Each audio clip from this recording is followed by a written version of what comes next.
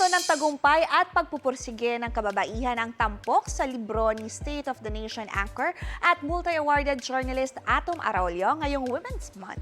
Kabilang dyan ang tungkol kay First Filipina Olympic gold medalist Hidilyn Diaz. May unang chika si Athena Imperial. Idol, my God, hello.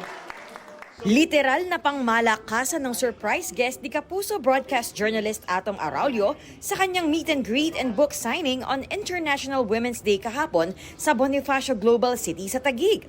Ang Olympic champ na si Hidilyn Diaz na isa sa mga tampok sa iniakdang libro ni Atom na A View from the Ground.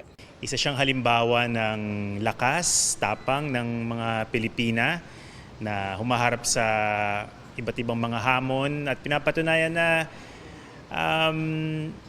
kaya nating manalo at may pagmamalaki natin ang ating lahi sa world stage.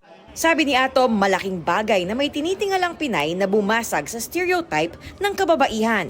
Nakikita na nga natin ngayon kinukwento ni Heidi na sa mga events, sa palaro at iba pang mga grassroots activities, dumadami yung mga batang Pinay na sumasali at pumapasok sa sports. Ako personally, I can't overemphasize the importance of getting into sports. Whether or not gusto mong maging gold medal list sa Olympics or gusto mo lang ng pampalakas ng katawan, pamparelax, pampatanggal ng stress. Isa siya sa mga bagay na may pinakamalaking benefit.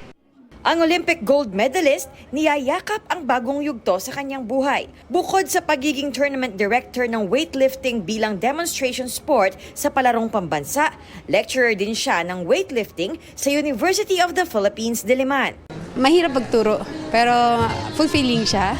We're spreading the sports all over the Philippines. So, parang para sa akin na winning in Olympics, yes, it's a history.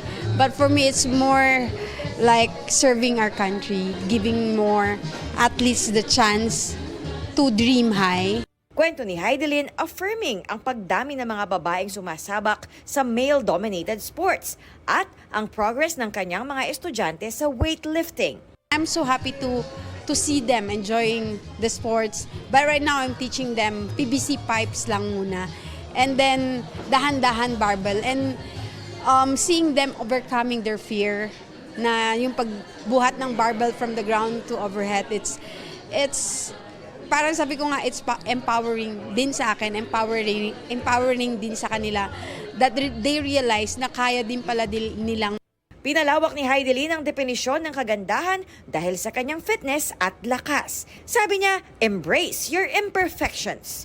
Yung kalyo, yung muscle, it's our hard work Yung hard work ng pagiging atleta na nagte-training tayo para magkaroon nito. We need to accept who we are and be proud we are.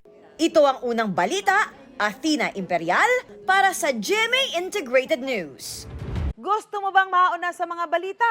Mag-subscribe na sa GMA Integrated News sa YouTube at tumutok sa unang balita.